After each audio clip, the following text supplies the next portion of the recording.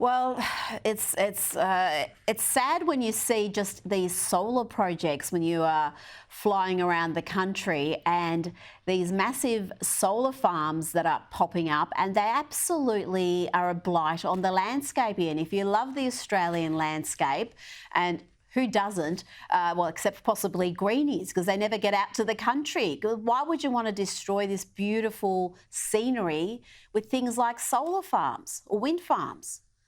Well, a scenic vista used to be regarded as part of the environment. Apparently now it isn't.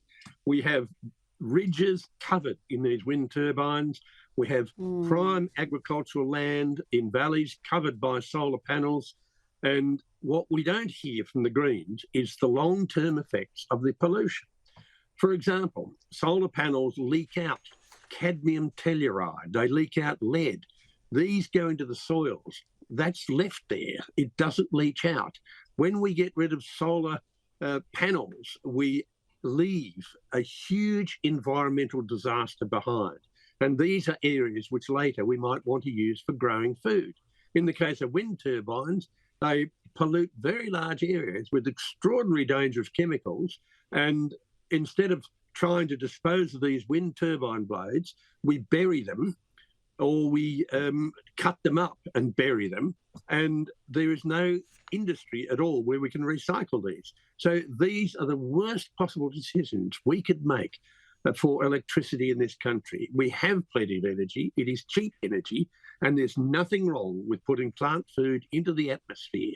There's nothing wrong with feeding the plants, whereas these alternatives to energy, wind and solar, actually destroy plant life. Now, finally, a regular on this program, Alex Epstein, he does a fantastic job highlighting some of the climate catastrophizing, he calls it, where these global warming activists, scientists make all sorts of doomsday predictions that, of course, never come to fruition.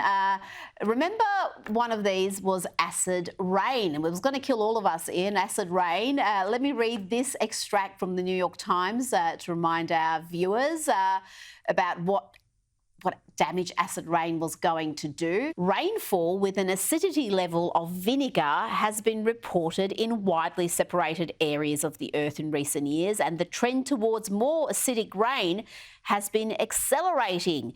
This is all from the New York Times. Back in 1979, Ian, what happened to acid rain? Why isn't it an issue anymore? Well, it's like all these catastrophe scare stories. They are blatantly wrong, and they're demonstrably wrong, and the science is wrong. Rain is acid. It always has been acid. We can measure it. And as soon as that acid rain hits rocks or hits the soils, it gets converted into slightly alkaline material, which then ends up in the oceans. The acid rain story was a really big story in Europe in the 70s. We were going to lose all the forests of Europe.